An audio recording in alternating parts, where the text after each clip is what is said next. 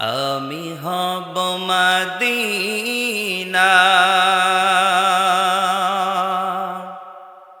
সারা বেলার ঝাড়ুদার,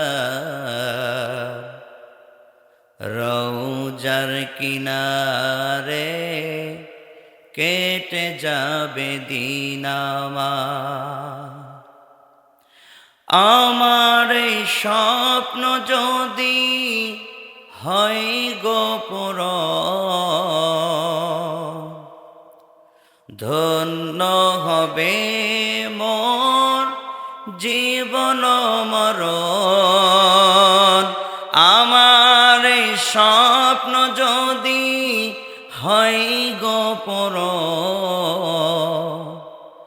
ধন্য হবে মোর জীবন মরণ।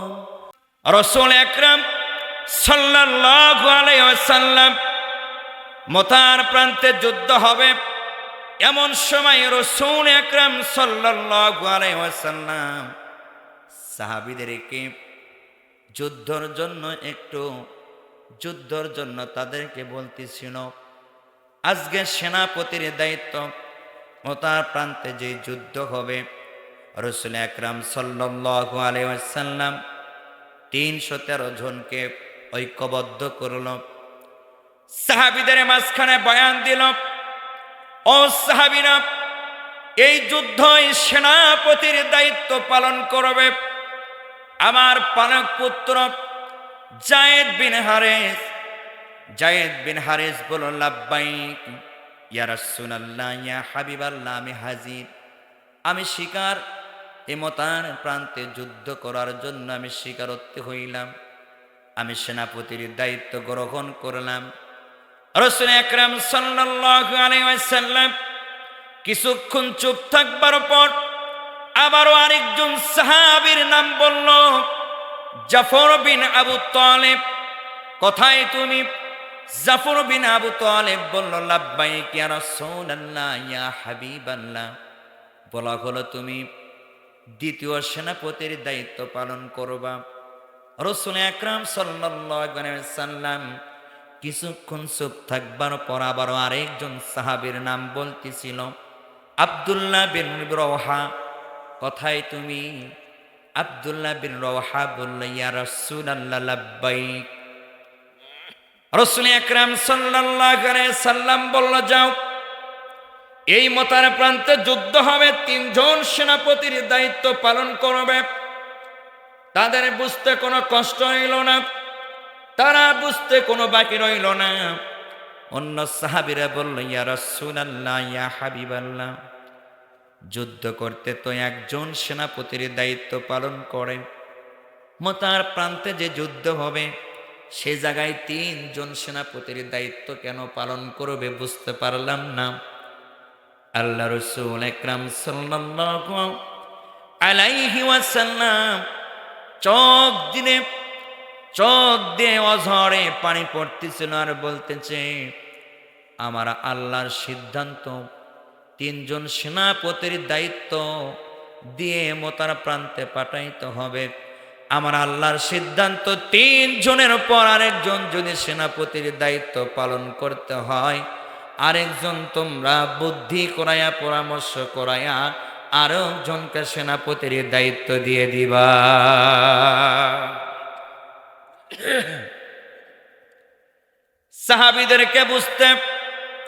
সাহাবীরা বুঝতে বাকি রইল না।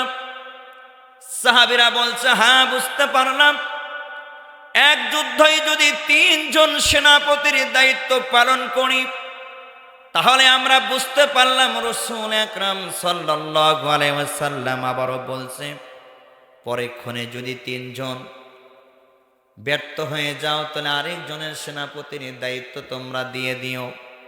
এই 3 জন খুশখবরে আলাপ করতেছে আর বলতেছে, ভাই, আমরা 3 জনে শহীদ হয়ে যাব, এত কোনো সন্দেহ নাই। আল্লাহর পক্ষ থেকে যা ফয়সালা হয়, রাসূল তো সেই ফয়সালাই আমাদের দিয়ে থাকে। রাসূলের জীবন দশায় একটাও নিজের থেকে কথা বলে নাই, সব কথাগুলি আল্লাহর পক্ষ থেকে ওই হিসেবে এসেছে। রাসূল সাল্লাল্লাহু আলাইহি সাল্লাম সাহাবীদের মাঝখানে বলেছেন, কথা বলেন ঠিক কিনা? আল্লাহ পাক বলে, রাসূল আপনার কণ্ঠ দিয়ে যদি আমার কথা ব্যতীত অন্য কথা বের হয়, আপনার কণ্ঠনালীকে আমি চেপে ধরব। অতএব আপনি আমার কথা বাদ দিয়ে আমার কথা ব্যতীত অন্য কোনো কথা আপনি নিজের মন গড়া ভাবে বলতে পারবে। রাসূল আকরাম সাল্লাল্লাহু আলাইহি ওয়াসাল্লাম বলল, যাও তোমরা বাড়িতে যাই বিদায় নিয়ে চলে আসো। যাও তোমরা তিনজন বাড়িতে যাও, বিদায় নিয়ে চলে আসো। তিনজন সাহাবী যুক্তি বুদ্ধি করে, ভাই আমরা শহীদ হতে চলছি। যায়েদ বিন হারেস বলে, বাবা তুমি আমার রাসূল সাল্লাল্লাহু আলাইহি সাল্লামকে বলে আপনি আমার বাবা, আর ঘরে আমার মা রয়েছে। মা ঘরে থেকে শুনতে পেরেছে আপনি বাবা আমারে হুকুম দিয়েছেন, আমি তো আপনার পালক পুত্র, অতএব হুকুম পেয়েছি, আমি আর কার কাছে যাব বিদায় নিতে। জাফর বিন আবু তালেব বাড়িতে রওনা হলো। রওনা হওয়ার পর জাফর বিন আবু তালেবের স্ত্রী চুলায় রান্না শুরু করে দেয়। আদা হাদিয়া হাদিসের মধ্যে আসছে প্রায় অর্ধেক রান্না শেষ, আর কিছু রান্না বাকি আছে, তারপরে স্বামীরে খাইতে দিবে। স্বামী তার স্ত্রী জাফর বিন আবু তালেবের স্ত্রীকে ডেকে বলে, স্ত্রী আমি মতার প্রান্তে যুদ্ধ করতে যাব, রাসূল আমাকে হুকুম দিয়েছে সেনাপতির দায়িত্ব। জাফর বিন আবু তালেব স্ত্রীকে বলে, জীবনের তরে তুমি আমারে বিদায় দাও, আমি তার বাড়িতে থাকতে পারবো না, হয়তোবা তোমার হক আমি সুন্দর করে আদায় করতে পারি নাই, আমারে বিদায় দিয়ে দাও, সেনাপতির দায়িত্ব রাসূল দিয়েছে। জাফর বিন আবু তালেবের স্ত্রী চুলার পাশ থেকে রান্নাঘর থেকে এসে 2 রাকাত নামাজ পড়িয়ে মালিকের কাছে কেঁদে কেঁদে বলে, মালিক দীর্ঘ সময় পর শুনেছিলাম, ওই দীর্ঘ সময় পর শুনেছিলাম আমার স্বামী আমার ঘরে আসবে, এতদিন তো সে ব্যবসা করতে গিয়েছিল, আসবার পরে রাসূলের দরবারে গেল, রাসূল সেনাপতির দায়িত্ব দিল, সে ঘরে এসে আমার কাছে বিদায় নিচ্ছে। যেহেতু সেনাপতির দায়িত্ব পালন করছে, জাফর বিন আবু তালেবের স্ত্রী 2 হাত তুলিয়া মালিকের কাছে বলে, মালিক আমার স্বামীরে তুমি যুদ্ধর ময়দানের জন্য সেনাপতির দায়িত্ব তোমার পক্ষ থেকে ফাইসালা হয়ে গেছে, আমি মানা করব না, নিষেধ করব না, তবে ও মালিক ও তোমার কাছে আমি দোয়া করি, আমার স্বামীরে তুমি যুদ্ধর ময়দান থেকে গাজী বানায় আমার ঘরে ফিরাইয়া দাও। হাদিসের মধ্যে এসেছে জাফর বিন আবু তালেব তার তরবারি দিয়ে স্ত্রীর উল্টা তরবারির উল্টা পাশ দিয়ে স্ত্রীর হাতের মধ্যে মৃত্যু আঘাত করে আর বলে, ও প্রাণের স্ত্রী তুমি আজকে যা দোয়া করবে তোমার দোয়াটা কবুল হবে না, কেননা আমার আগেও একজন সেনাপতি রয়েছে, আমার পরও একজন সেনাপতি রয়েছে, তুমি যতই দায়িত্ব যতই মনোযোগ দিয়ে কেঁদে কেঁদে আল্লাহর কাছে যতই তুমি দোয়া করো, আমার আল্লাহ আজকে গাজী না বানায়া শহীদ হবে মোতার প্রান্তে আমার জীবন।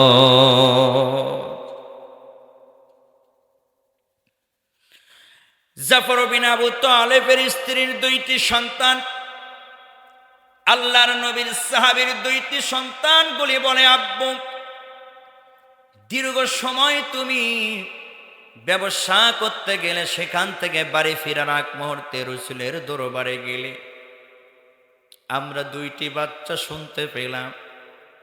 হাদিসের মধ্যে এসেছে একটি বাচ্চার বয়স 6 বছর আর একটি বাচ্চার বয়স 7 অথবা 8 বছর। আমি এই ঘটনাটা যখন আমি পড়তেছিলাম আর উপলব্ধি করতেছিলাম, বড় সন্তানটা বলে, আব্বু দীর্ঘ সময় পর তুমি বাড়িতে আসলে, তোমার অভাবটা এখন পর্যন্ত আমি কাটাইতে পারি নাই। তুমি যদি যুদ্ধর ময়দানে যে শহীদ হয়ে যাও, তাহলে আমারে আর কে বা বাজার থেকে সদা নিয়ে আসবে? আমারে বা কে কান্দে করে নিয়ে মক্তবে যাবে? আমারে কে বা ঘুম থেকে জাগৃত করে রসুলের পিছনে মুসল্লি হয়ে কে বা আমাদের নামাজের জন্য সহযোগিতা করবে? আব্বু আপনি যদি মোতার প্রান্তে যুদ্ধ না করতে যান তাহলে কি হয় না? বাবার চোখ বেয়ে বেয়ে পানি পড়ে আর সন্তান রে বুকের সাথে জড়ায় ধরে বলে, বাবা আমার জীবন দশায় আমি যা ভালোবাসি আর যত মোহাব্বত করি, তুমি সন্তানের চেয়ে, আমার স্ত্রীর চেয়ে, আমার সম্পত্তির চেয়ে, বাড়ির চাইতে, ঘরের চাইতে আমি একটি মানুষকে বেশি পছন্দ করি, কিছু ভালোবাসি। সন্তান বোঝে না, কেঁদে কেঁদে বলে, বাবা শুনেছি সন্তানের প্রতি সবচাইতে বাবা মার ভালোবাসা বেশি থাকে। মাও তোমারে বিদায় দিল, তুমিও নিষ্ঠুর হৃদয়ের মতো আমাদের দুইটি বাচ্চাকে রেখে তুমিও চলে যাও। বাবাই বলে, সন্তান শুনে রাখো, এ আসমানের নিচে জমিনের ওপরে এই পৃথিবীর কোনো মন্ত্র তন্ত্রের চাইতে, ঘর বাড়ির চাইতে ওই রসুলকে যারা মহব্বত করতে পারবে, ভালোবাসতে পারবে, আর যারা জীবন দিয়ে, মাল দিয়ে ভালোবাসতে পারবে, তারাই একমাত্র ঈমানদার, তারাই একমাত্র আল্লাহর কাছে সচ্চা ঈমানদার। সুবহানাল্লাহ। হে রাসূল তোমায় ভালোবাসি, অন্তরে শুধু মুখে নয়, জান্নাতের আশায় নয় হে রাসূল, জাহান্নাম কেউ ডরি না। তোমার পাবার আশায় মন ছোটে যায় মদিনায়। বলেন, তোমার পাবার আশায় মন ছোটে যায় মদিনায়, এ গরিবের সালাম খানি নিয় গো দয়াল নবী।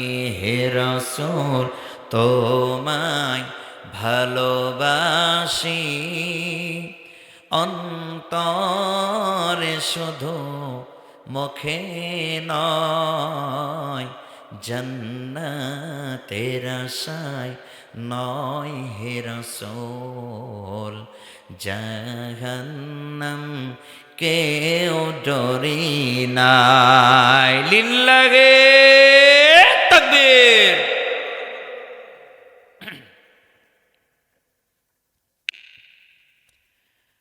আল্লাহর নবীর সাহাবী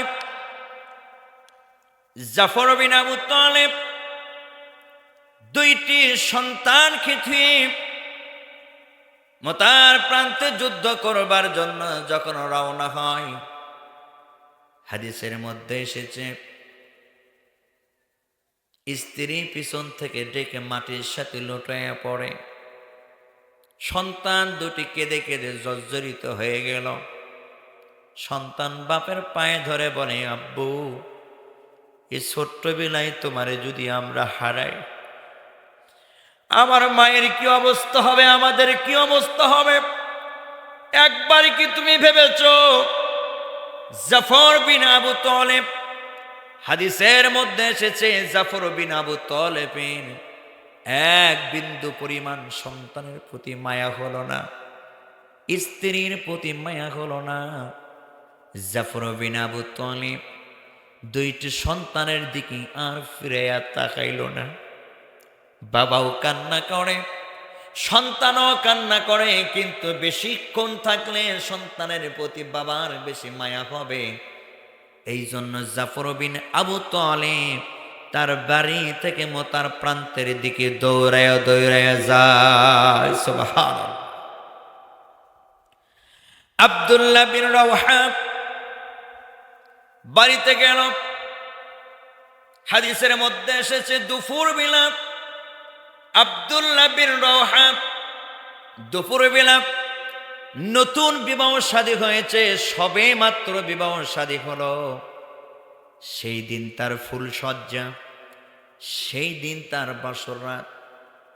আব্দুল্লাহ বিন রাওহা বাড়িতে যাবার পরে দেখে তার রূপবতী সুন্দরী স্ত্রীর ঘরের ভেতর থেকে কোরআনুল কারীম তেলাওয়াত করে, কোরআনুল কারীম তেলাওয়াত করে। আব্দুল্লাহ বিন রাওহা বাহির থেকে দরজা লক দিয়ে বলে, স্ত্রী কোরআন শরীফ তেলাওয়াত করা বন্ধ করে দাও। স্ত্রী ঘরের ভেতর থেকে সালামের জবাব নিল। নতুন স্বামী বাসর ফুল সজ্জা এখনো পর্যন্ত হয় নাই। সালাম বিনিময় করে বলল, প্রাণের স্ত্রী, তোমার সঙ্গে সবে মাত্র একবার আমার নজরানা হয়েছে, দেখা সাক্ষাৎ হয়েছে, এখনো পর্যন্ত তোমার আমি হক আদায় করতে পারি নাই। কিন্তু আমার রাসূল আমার সেনাপতির দায়িত্ব দিয়েছে, মোতার প্রান্তে যুদ্ধ হবে। স্ত্রীর ঘরের ভেতরতে বলে, প্রাণের স্বামী, তুমি একটু ঘরে আসো, তোমারে আমি একটু দেখে লই।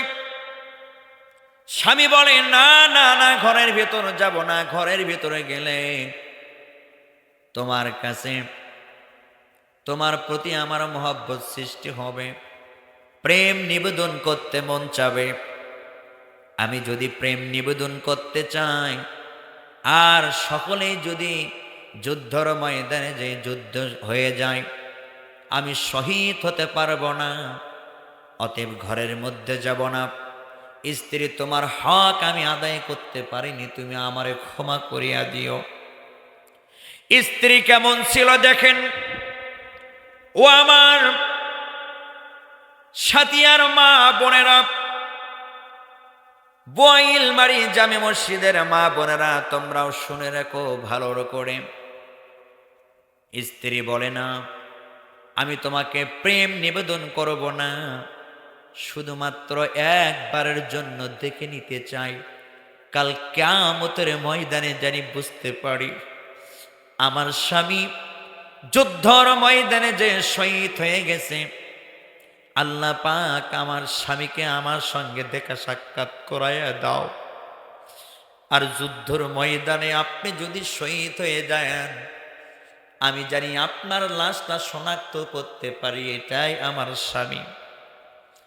আব্দুল্লাহ বিন রাওহা বলে, প্রাণের স্ত্রী, তোমার যদি এই ইরাদা থাকে, আর যদি তোমার এই ভালোবাসা থাকে, আর যদি তোমার মনের বাসনা এইরকম থাকে, আমার স্বামীরে একটু চেনায় দেব, যে আল্লাহ রসুলের হুকুমে, যে আল্লাহর ওয়ার্ডারে সেনাপতির দায়িত্ব নিয়ে যেতেছি মতার প্রান্তে, তুমি শুনে রাখো, জেনে রাখো, এখনো পর্যন্ত আমাদের ফুল সজ্জা হলো না, দেখা সাক্ষাৎ হলো না।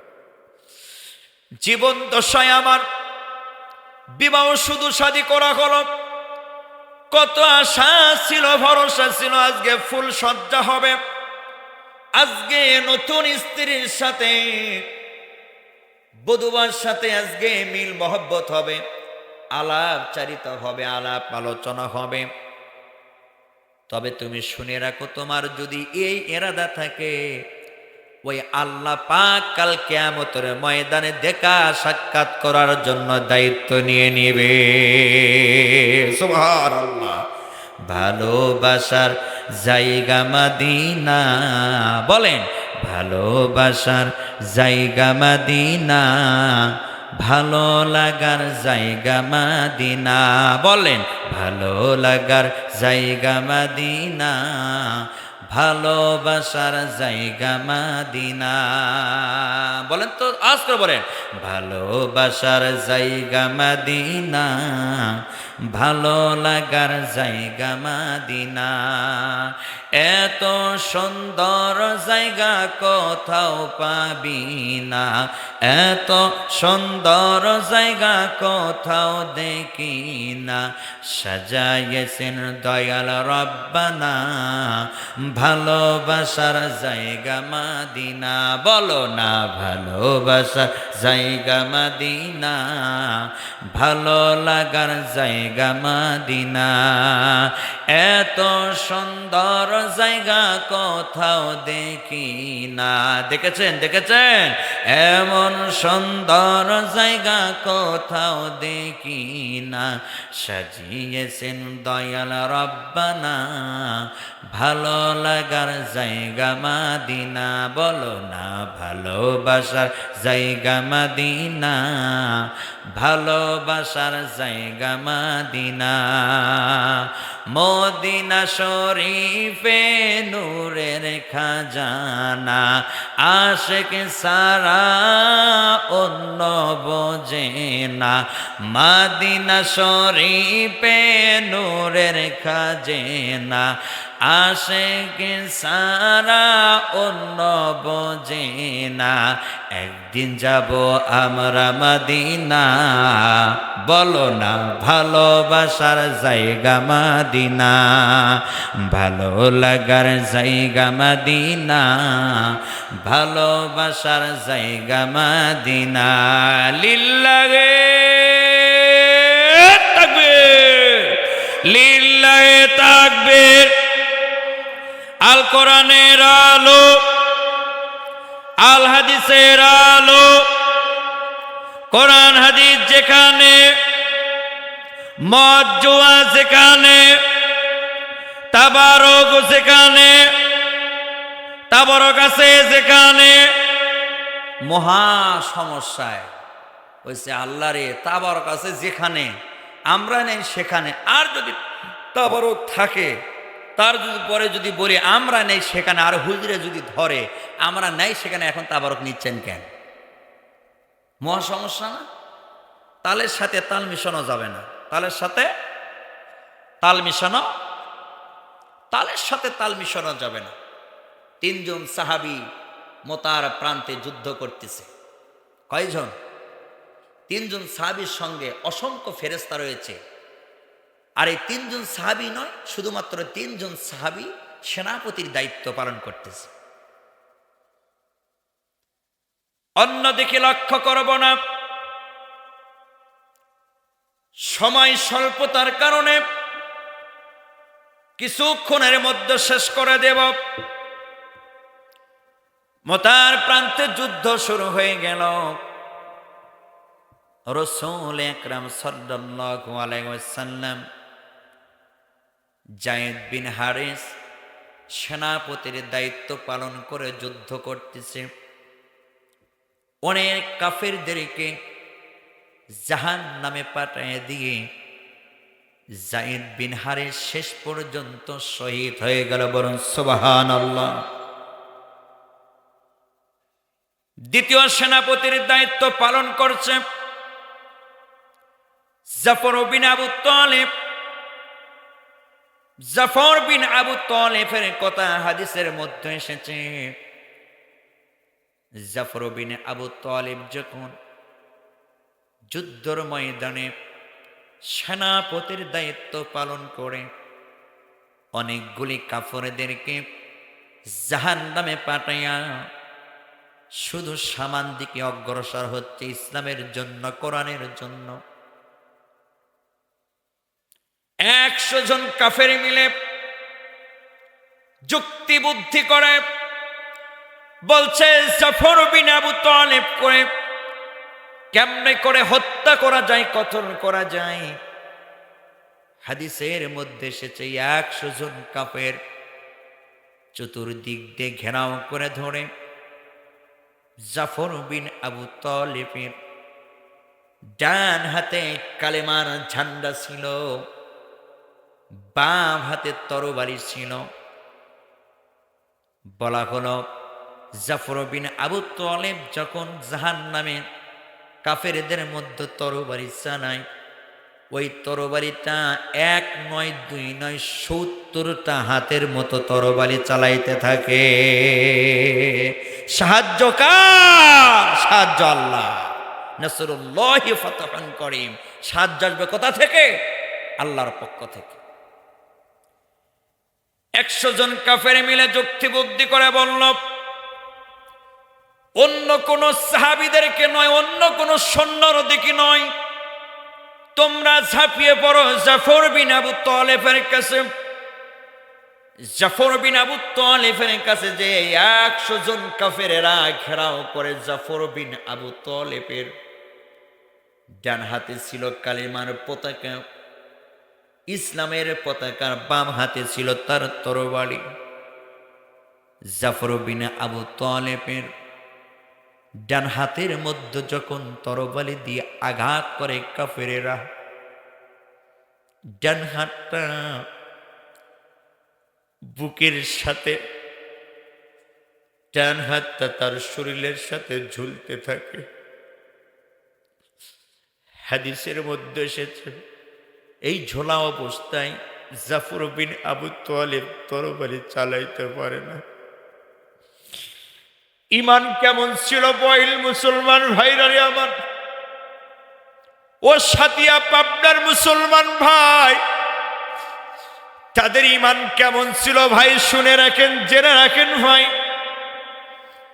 পাবনার সাতিয়া মুসলমান ভাইরা রে আমার, আপনারা শুনে রাখেন, নিজের হাতটা যখন বুকের সাথে ঝুলতে থাকতো, হাদিসের মধ্যে এসেছে নিজের হাতটা পায়ের নিচে ফেলে এমন করে একটা চারি দিল, নিজের হাতটা ধর থেকে তার বুকের পাঁজর থেকে আলাদা হয়ে গেল। এইটা শুধু যুদ্ধের জন্য। জাফর বিন আবু তালেব ডান হাতের পতাকাটা বাম হাতে নিয়ে যুদ্ধ করতে করতে কাফেরদেরকে জাহান্নামে পাঠিয়ে দিয়ে সামান দিকে যখন অগ্রসর হয়, হাদিসের মধ্যে বর্ণনা করে জাফর বিন আবু তালেবের ডান বাম হাতের মধ্যে যখন তরবারি দিয়ে কাফেররা আঘাত করে, ধর থেকে কমসে হলো 10 ফিট দূরের বাম হাতটা ধর থেকে আলাদা হয়ে যায়। জাফর বিন আবু তালেব তৎক্ষণাৎ নিয়ম ছিল, ওই কালেমার পতাকা যদি মাটিতে পড়ে তাহলে যুদ্ধই পরাজিত হয়ে গেল, জয় হইল না। জাফর বিন আবু তালেবের 2 হাত কাটায় পড়ে গেল। কালেমার পতাকাটা কেমনে করে ধরবে? জাফর বিন আবু তালেব ঘোড়ার পিষ্টন উপর থেকে জমিনের মধ্যে যখন ঠাস করে পড়ে গেল, অনেকগুলি কাফেররা এসে বলল, জাফর বিন আবু তালেবের ধার থেকে তোমরা কাল্লাটা আলাদা করে ফেলাও। কেউ বলল, না, আগেতি কাল্লাটা তোমরা আলাদা করতে পারবে না, পা দুটি তোমরা আলাদা করো। হাদিসের মধ্যে এসেছে জাফর বিন আবু তালেবের ধর থেকে ডান পা ছিটকে যে জমিনের মধ্যে পড়ে গেল। এইবার কাফেররা বাম পায়ের মধ্যে আঘাত করলো, বাম পাটা তার ধর থেকে ছিটকে যে জমিনের মধ্যে পড়ে গেল।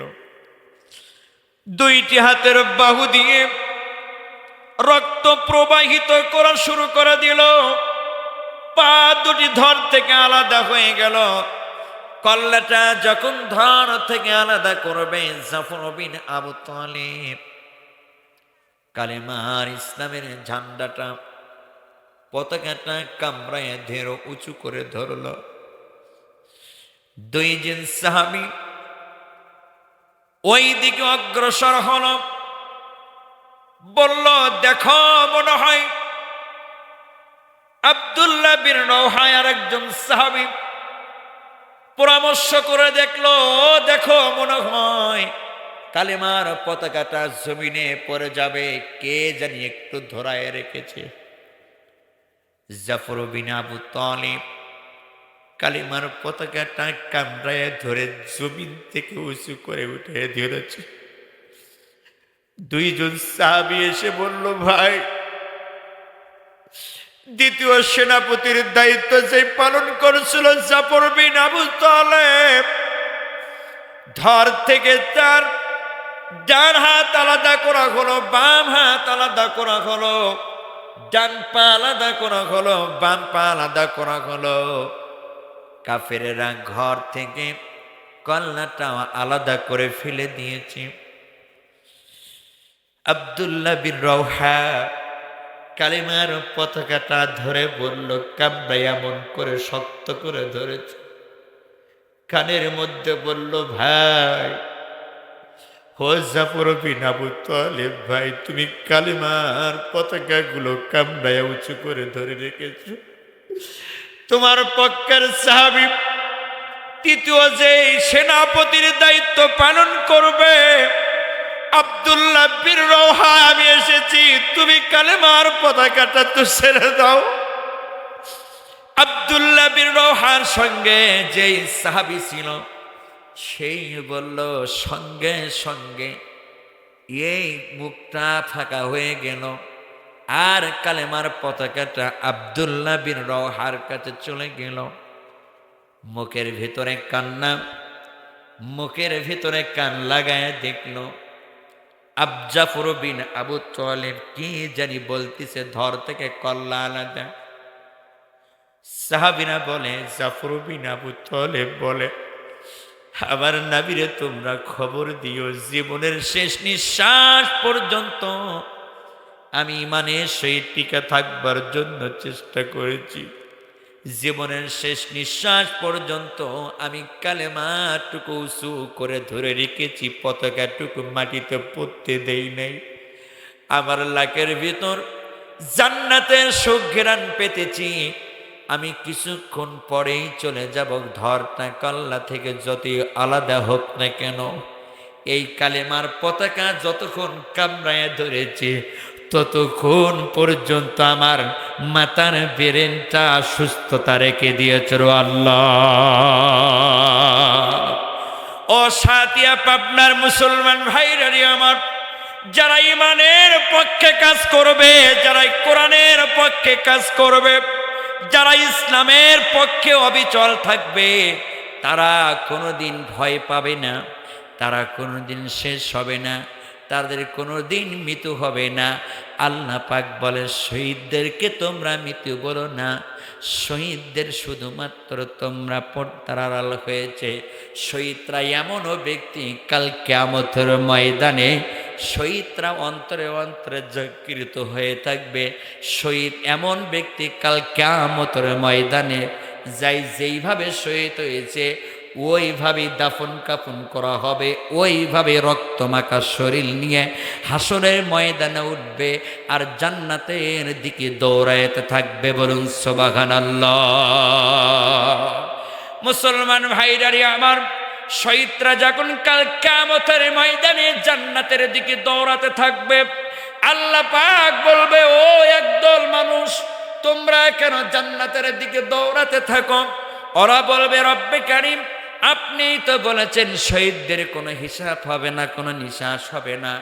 আমরা শহীদ, আমরা ইসলামের জন্য জীবন দিয়েছি, আমরা কালেমার জন্য জীবন দিয়েছি, আমরা শহীদ হয়েছি, আমাদের কোনো হিসাব নিকাশ তোমার কাছে দেওয়া লাগবে না। আল্লাহ পাক বলবে, আমিও মালিক, তোদের কোনো হিসাব নিকাশ নিব না। বলুন সুবহানাল্লাহ। এখন তো শুধুমাত্র সলিমত্তি আর কলিমত্তি নৌকা মার্কার ধারে শিকার জন্য মারা গেলেই শহীদ। কথা বলেন ঠিক কিনা? কেউ যাচ্ছে নৌকার জন্য মারা, আর কেউ যাচ্ছে ধানের জন্য মারা। কথা বলে, দুই দলের জন্য মিয়া মারা যাওয়ার পর বড় শহীদ, শহীদ তোমার দিবে, তুমি আসো। রাস্তার মোড়ে মোড়ে লেখে জাবেদ আলী শহীদ, শহীদের চরণের সড়ক, জাবেদ আলী শহীদ, উমুক মুনুক উমুক তুমুক, সলিমদ্দি কলিমদ্দি শহীদ হয়ে গেছে, এটা সড়ক বানাও, এটা আন্তর্জাতিক বিমানবন্দর বানাও, এটা সেটা অনেক কিছু বলে। কিন্তু ধানের যদি নৌকার জন্য মরা হয়, আর যদি বলা হয় আমি শহীদ, ওরা ডান্ডা বেরিয়ে দিয়ে একটু সাইজ করবে ফেরেশতা। কথা বলেন ঠিক কিনা? কথা বলে। এই জন্য বলছিলাম, কিছুক্ষণ আগে শুনলাম যে আপনাদের এলাকায় একটি অকারেন্স ঘটার কারণে আজকে মাহফিলে মানুষ পাওয়া যাচ্ছে না। আরে মিয়া, তুমি কার জন্য কি করো? তুমি কার জন্য তরবারি ধরো আর কার জন্য কাকে মারো? তোমরাই তো ভাই ভাই, তোমরাই তো ভাই ভাই, তোমরাই তো মুসলমান। একটি মুসলমানের হাতে আরেকজন মুসলমানের রক্তাক্ত হওয়া মানে, আল্লাহ পাক বলে বেশক ওই উত্তৃষ্ট হওয়ার মানে একজন মুসলমানের হাতে আরেকজনের রক্ত যখন লাগছে, সেই ব্যক্তিটা জাহান্নামী, জাহান্নামী, জাহান্নামী। কথা বলেন ঠিক কিনা? রক্তপাত করা কি ইসলামের শোভা পায়? রক্তপাত করা কি আমি একজনে মেরেছি আরেকজন আমারে মারতেছে, আমি হাজার দিন মানুষকে খুন করেছি, আবার সেও আমারে খুন করার জন্য তাকায় আছে। এই জন্য বলছিল আল্লাহ তাআলা বলছিল, ইন্নাল মুসলিমিনা ওয়াল মুসলিমাত ওয়াল মুমিনিনা ওয়াল মুমিনাত ওয়াল কানিতিনা ওয়াল কানিতাত। ও মুসলমান, ও জাতি, তোমরা বোঝো না? তোমরা কেন বোঝো না? তোমরা যে কর্ম করবে তার ফল পাবে। এই জন্যই আমাদের অন্তরটা ইসলামের সাথে থাকা দরকার আছে কিনা? কথা বলেন, কথা বলেন। এই জন্য বন্ধু সিলেক্ট করতে পারি না আমরা বন্ধু সিলেক্ট করি তখন এক পুরা গাজা দেবে, তাদেরকে আমি বন্ধু বানাই। কথা বলেন ঠিক কিনা? আর মসজিদের ইমাম এত ভালো ভালো কথা বলে, মসজিদের ইমামের কোনো বন্ধু নাই। মসজিদের ইমাম ভালো নয়, যারা 5 ওয়াক্ত নামাজ পড়ে তারা ভালো নয়, যারা মুখে দাড়ি রাখে তারা ভালো নয়, যারা মাথায় টুপি পরে তারা ভালো নয়। শুধুমাত্র ওর ভাল লাগে টিপি দেখে গাজারু, সুদারু আর মুদারু। কথা বলেন ঠিক কিনা? সুদারু আর মুদারু আর গাজারু আর ঘুষারুরে বানাইছো তুমি বন্ধু, কাল কিয়ামতের ময়দানে ওই সুদারুর সাথে আর ঘুষারুর সাথে তোমার হাসন নাসর হবে।